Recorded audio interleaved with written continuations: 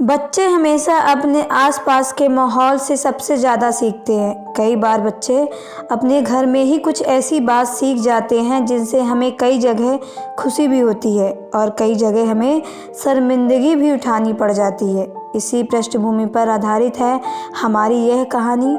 Harry एक 3 साल का छोटा सा बच्चा जिसने अभी अभी इस दुनिया को समझना शुरू किया था, अभी अभी दुनिया के समय समय पर बदलते तरीकों को सीख रहा था। कभी कभी अपनी बातों और होशियारी से लोगों का इतना मोहित कर लेता कि लगता ही नहीं था कि वह 3 साल का बच्चा है।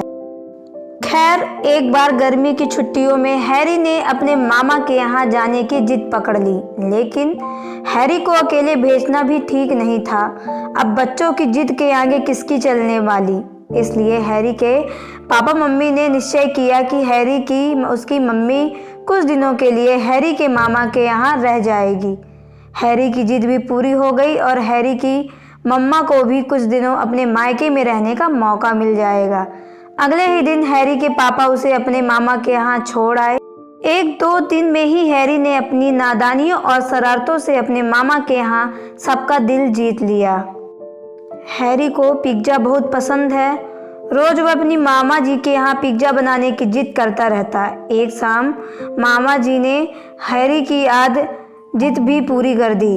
पिज्ज़ा देखते ही हैरी ऐसा उछल उछल के नाचने लगा जैसे पहली बार पिज्ज़ा देखा हो। पिज्ज़ा के 3 टुकड़े लेकर वह बालकनी में जाकर बैठ गया और बाहर देखते हुए खाने लगा। इसी बीच नीचे रहने वाले शर्मा जी का तीसरे साल पर रहने वाला मेहता जी के साथ पार्किंग को लेकर झगड़ा हो गया। बाहर से जोर जोर से बहस की आवाज़ें आने लगी। हालांकि दोनों लगभग 50 बरस के होंगे, लेकिन फिर भी जोर जोर से एक दूसरे को देख लेंगे कि धमकियां देने लगेंगे। हैरी कुछ देर तो बालकनी में उसको झगड़ते हुए देखता रहा, लेकिन कुछ देर बाद ही अचानक अपनी प्लेट लेकर नीचे पहुंच गया और बोला, बच्चों की तरह झगड़ रहे हो, अब झगड़ा बंद करो और मैं तुम्हारे लिए पिज्ज़ा लाया हूँ, इसे खाकर दोस्ती कर लो। छोटे से बच्चे के मुंह से ऐसी बात सुनकर दोनों चुप हो गए।